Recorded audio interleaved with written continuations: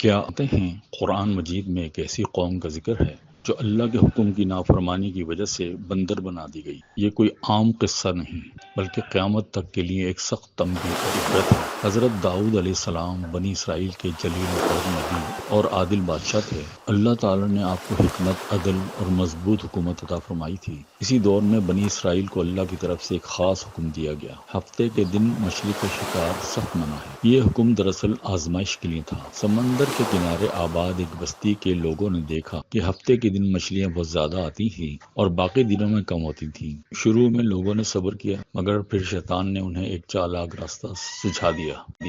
ہفتے کے دن جال بچھا دیا کرتے، مچھلیاں پکڑتے نہیں تھے۔ اتوار کو جا کر جال میں سے مچھلیاں نکال لیتے اور کہتے کہ ہم نے ہفتے کے دن شکار نہیں کیا۔ لیکن اللہ کے نزدیک یہ چالاکی بھی نافرمانی ہی تھی۔ قوم کے اس بستی کے لوگ 3 حصوں میں تقسیم ہو گئے۔ وہ لوگ جو کھلم کھلا گناہ کرتے تھے، وہ نیک لوگ جو گناہ سے روکتے تھے، اور وہ لوگ جو خاموش تھے، نہ گناہ کرتے نہ روکتے۔ نیک لوگ سمجھاتے رہے، اللہ کے حکم سے کھیل مت کرو، عذاب آ سکتا ہے، مگر نافرمان لوگ مذاق اڑاتے رہے اور نصیحت کو نظر انداز کیا۔ آخر اللہ تعالیٰ کا فیصلہ آ گیا۔ قرآن مجید میں اللہ تعالیٰ نے ارشاد فرمایا، کونوا قردۃ خاسئین، ذلیل بندر بن جاؤ۔ ایک ہی لمحے میں نافرمانی کرنے والے لوگ بندر بنا دیے گئے۔ ان کا جسم بندر کا، لیکن سمجھ اور پہچان انسانوں والی باقی تھی۔ یہ عذاب صرف گناہ کرنے والوں پر آیا۔